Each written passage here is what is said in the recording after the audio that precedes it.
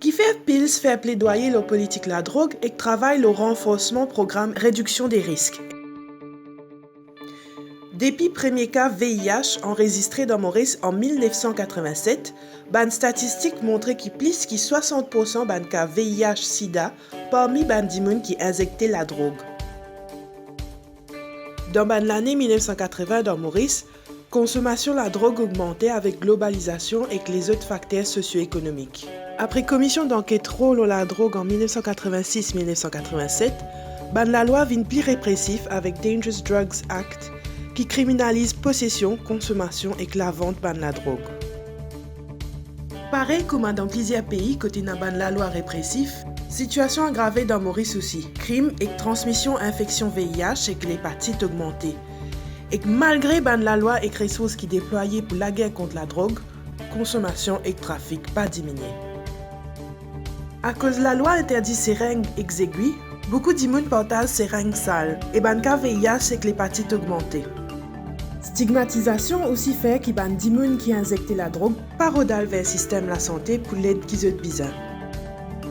À travers le monde, l'épidémie VIH peut propager et beaucoup d'immunes peuvent mourir parce qu'ils peinent un traitement. Qui solution est là?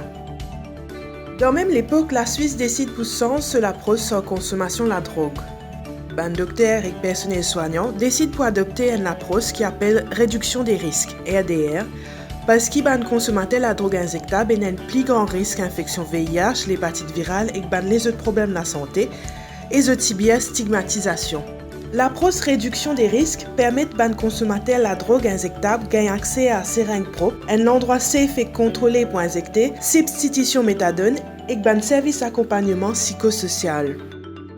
Ce programme pilote-là permet de comprendre plus bien l'impact négatif qui répression et stigmatisation d'immunes qui consomment la drogue et la santé publique.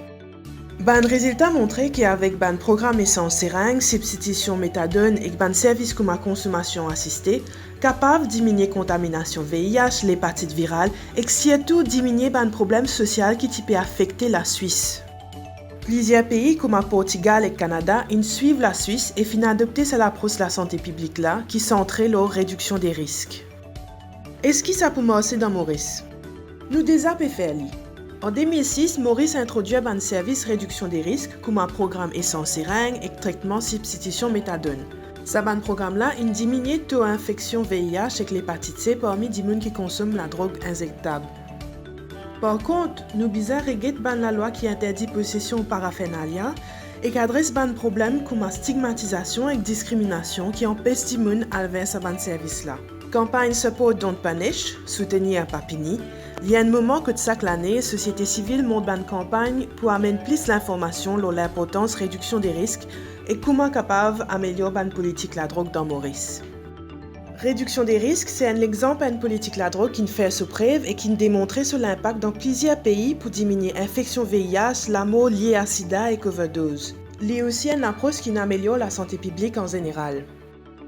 La cause ça même, Pils travaille sur une politique la drogue et qui a adopté sa campagne là pour dire « Support, don't punish ». Soutenir, pas punir.